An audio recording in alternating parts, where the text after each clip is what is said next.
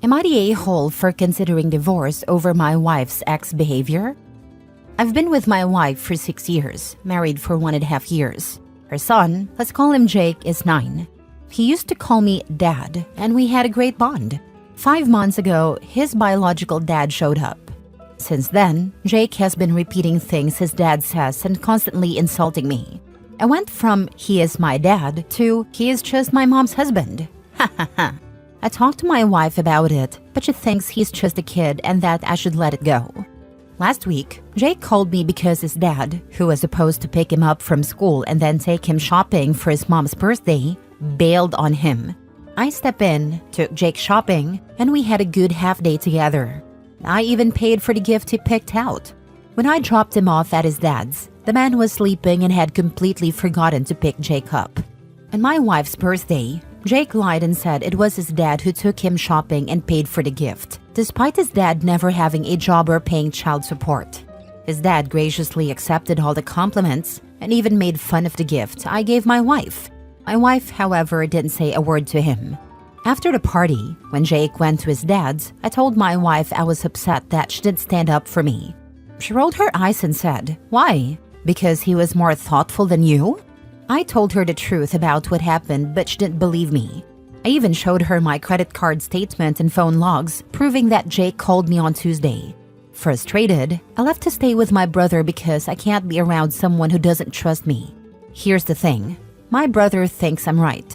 My mother-in-law has messaged me a million times, saying it's a misunderstanding and that I'm overreacting. My wife hasn't apologized. She came over yesterday and said she feels stuck because she doesn't want to make her son feel bad about his dad. She keeps saying, "He is just a kid, and you should be the bigger person." When I asked if she was apologizing, she said no. She insisted it was just a misunderstanding and added that she's seen how much her ex has been trying. Then she said I was acting like a needy man baby. I told her that if she thinks so highly of her ex and doesn't see my efforts, she should leave because she clearly doesn't get my point. She doesn't seem to care about any of the effort I put in.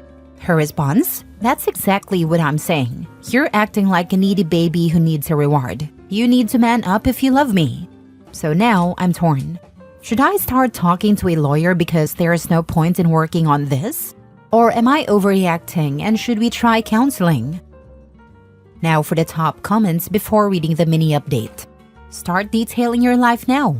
I feel bad for the kid but not the a-hole. Your wife didn't apologize and didn't appreciate your effort to help her son. I'd say she deserves the deadbeat ex. Yeah, I was gonna say this. Clearly the ex is getting into her head, probably also in her pants, convincing her that you're not man enough and that you're wimpy for having feelings. If I were you, I'd let her be with her ex, who has done nothing for her and is taking credit for the work you're doing. You're not man enough for her? Cool, that's fine. Don't worry about it. Do her the favor of letting her be with someone who is man enough. Then, in a couple of months, when her son is miserable, she's being let down and neglected, and no one's taking care of either of them, she'll realize how good she had it with you. If she wants you to be like her ex so bad, let her be with him. The "man up" comment from her is the most insulting of all. Her deadbeat ex isn't a man. He's a literal cockroach. He abandoned his kid, and now that he's back, he forgets to pick him up and sleeps through it. He's a trash dad and a trash excuse of a man. Meanwhile, Opie has raised his boy since he was 3 years old, went out of his way to pick him up when Biodad forgot, and spent a half day with him. That's how a man behaves. That she's trying to pit Opie against her deadbeat ex just shows that she belongs with her garbage ex. I feel terrible for the poor kid though, not the a-hole Opie. While I understand her desire for there to be a bond between her son and her ex, I do not understand her total disrespect for you. She didn't believe you, called you a liar, refused to apologize, gaslit you, and then called you names. She's an a-hole. By the way, your stepson used you, lied about you, and embarrassed you. At that age, these are still a-hole moves. The ex is a piece of garbage a-hole. Unless you enjoy this level of disrespect from the three of them, you're going to have to leave. Not one of them will ever back down or treat you with respect if you become their punching bag. Not the a-hole. $10 Bio Dad told his son to say he bought it. $20 says that the divorce was a one-sided decision and she only married OP because she didn't want her or her son to be alone and broke. $50 Wife and deadbeat dad still sleeping together. Update. Thank you everyone for your input. I really appreciate it. I'm contacting an attorney this week to help me with the divorce process. I can't continue living like this. Next story. Am I the a-hole for ruining my boyfriend's birthday dinner because I didn't accept to pay for everyone? I, 20 female, have been dating my boyfriend Ryan, 21 male, for about a year. For his birthday this year, I wanted to do something special. So I told him I'd take him out to a nice dinner, just the two of us, and I'd cover the bill. He was super excited and agreed. I made a reservation at a nice restaurant, put on a nice dress, and was excited to see his reaction. When I got there, I was surprised to see that Ryan had invited his best friend, who also brought his girlfriend. He hadn't mentioned anything about them coming. I was caught off guard, but thought, why not have a nice couple's dinner? The whole time, his best friend and his girlfriend ordered a ton of appetizers and multiple drinks each. I started panicking a little because I realized the bill was going to be way more than I'd planned for. Toward the end, Ryan leaned over and said, "Don't forget, you said you'd cover it." I told him I'd agreed to pay for his dinner because it was his birthday, not for another couple I didn't even know was coming. He said it's rude to invite people to dinner and not pay for them. At this point, I was already thinking, what the heck is wrong with you? And told him it's ruder to invite people to a dinner someone else is paying for without telling them first. I was so angry and just went quiet and waited for the waiter to bring the check. When the check came, I paid for my meal at his, then told his buddy he should cover the bill for himself and his girlfriend. Both of them looked at me like I'd insulted them and said I embarrassed them in front of the server. Ryan even called me cheap and said I'd ruin his birthday. All of this happened last Saturday, and since then, Ryan has been giving me the cold shoulder, only responding to my messages with insults about how I embarrassed him in front of his friend. Now I'm thinking about breaking up because he hasn't spoken to me in a week even though I wanted to apologize. Maybe some of you have advice for me? I wish you hadn't paid and had just left. Or at least only paid for your own food and left. He's using you. He's a nasty freeloading user. Now he's trying to guilt you into thinking you should have paid for his friends? You've got to be kidding me. Do not see him again. He's not a good person. He's a prick. Tell him that. You deserve better. You'll meet better. Don't settle for pricks. His whole behavior points to a D-head. And the second she tries to break up, the gaslighting will begin. Honestly, I'm starting to think you're right. His behavior has been so selfish, and I can already feel him trying to make me feel guilty about the situation. If I try to break up, I'm sure he'll turn it around on me. It's exhausting, and I'm realizing I deserve way better than this. I normally wouldn't suggest this, but you should just ghost him and forget him. He's already giving you the silent treatment. If he says anything, just say, "Oh, you're talking to me? I thought you broke up with me." I've already moved on and really don't want to talk to you ever again. Not the a-hole. Your boyfriend, his friend, and his friend's girlfriend are crappy, and you need to reevaluate whether or not your boyfriend cares about you, or if he's just using you. That was very rude and presumptuous in all three of their parts. Now he isn't talking to you over it? He's made it pretty clear the only thing he cares about is how you financially benefit him and his friends. Screw them all. You're better off now. You're too young to waste time on people who treat you like that. Thank you for your perspective. It really helped. You're right. His behavior was disrespectful and it feels like he and his friends took advantage of me. I wanted to make his birthday special, but instead, he called me cheap and hasn't spoken to me since. I realize now I shouldn't waste my time on someone who doesn't value me. It's time to focus on myself and find someone who treats me better. Not the a-hole. Sounds like this relationship has run its course.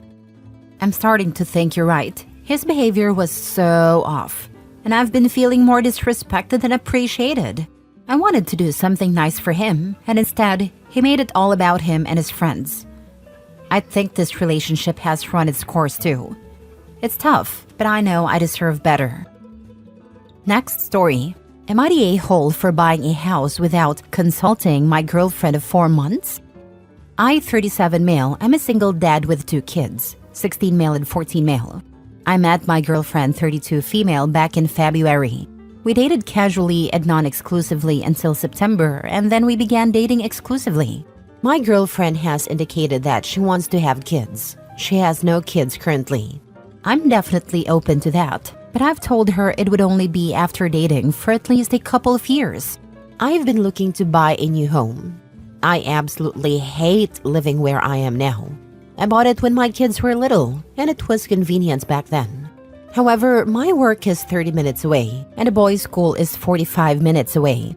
Recently, a house came on the market in the neighborhood 5 minutes from work and 10 to 15 minutes from the boys' school. It was listed well below market value. My realtor called me, I saw it the same day, and I made an offer. The offer was accepted. I told my girlfriend the good news, but she was less than thrilled. She asked why I didn't consult her. The reality is that I've been looking for about a year, and houses move very quickly in this market. Often they don't stay available for more than a day if they're reasonably priced. I had to act fast. I explained all of this, but she's still upset. I talked to my sister, 34 female, about it. She said she understands my girlfriend's frustration. My sister explained that she was in a similar position 2 years ago. She was a single woman in her early 30s, looking to get married and have kids soon. In those 2 years, she met her husband, got married, and had a child. From her perspective, my girlfriend might be thinking this is the home her future kids are potentially going to be raised in. I can see her point, but I feel it's a little premature to expect that I would consult my girlfriend of 4 months before buying a home. That feels like moving too fast from my perspective. Am I the a-hole? Not the a-hole. You've only been exclusive since September. Sure, she might be imagining a life with you, but that doesn't mean she has a say in your housing now. True. As a single dad, your primary responsibility is to your children. You have the right to make choices that prioritize your and your kids' well-being. Not the a-hole. You're barely a couple. Honestly, this is a red flag that should be heeded. I wouldn't have kids with this woman without setting up some legal protections for your own kids first.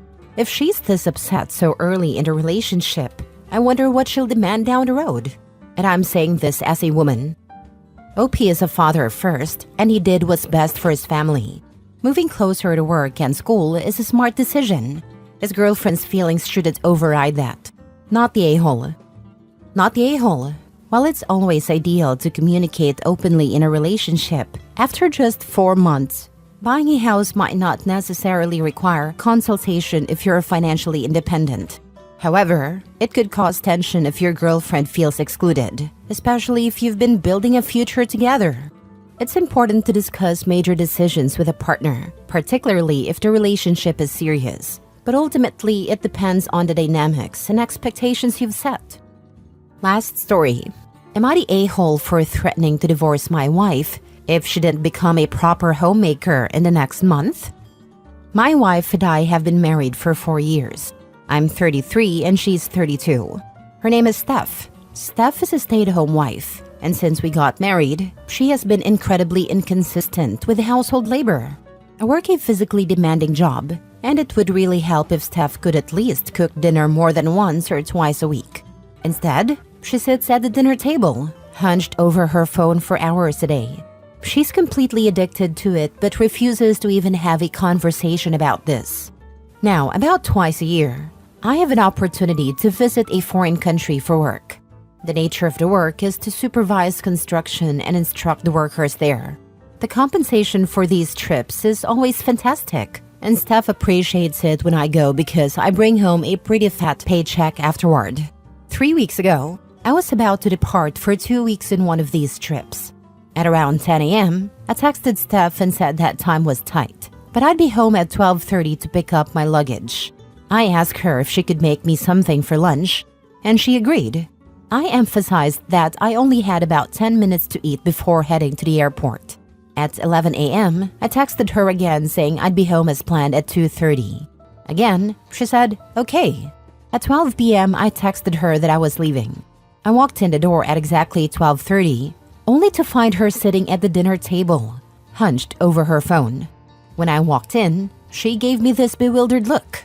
She had done literally nothing. Nothing was cooking. Steph stood up in a panic and said she'd start making me lunch, but I told her it was pointless. She sheepishly apologized and I responded, "Don't say sorry. Just be less freaking useless." This made her very upset. I just picked up my luggage, left, and went to the airport. I managed to pick up some food at the airport, but I really would have liked a home-cooked meal before eating out every day for 2 weeks. I got home last week and Steph was still angry. She said that what I said to her was over the top. I asked what she had been doing for those 2 weeks, and she insisted that she was super busy. See Instagram and Netflix. I gave her an ultimatum. She has 1 month, until January 10th, to get her act together and be a proper homemaker. I told her that if she couldn't, I would divorce her. Steph was super upset, and for the past week she has been sulking. Again, see Instagram and Netflix. She told her family about it, and her mother basically blamed me for Steph's lack of direction in life. I know it's nonsense that a 32-year-old woman needs her hand held to do anything, but was I being ridiculous with my ultimatum? Why can't she go back to work? Why does she have to stay home? I think it's fair to say if you're not going to do the duties of a stay-at-home wife, then you need to work. Yeah, mother-in-law's blaming him for her lack of direction. Then maybe she should go find a direction. I came into this thinking you were going to be the a-hole, maybe complaining about how she cooks and cleans or something. But reading that she only makes 2 meals a week and didn't even bother preparing you one last lunch on your last day in town when you specifically asked her to and gave her 2 heads up that you were on your way home? Not the a-hole. The fact that she was glued to her phone makes this even worse, because phones have clocks on them. If she knows she loses track of time easily, she could have set an alarm for 12 and had something ready for you by 12:30.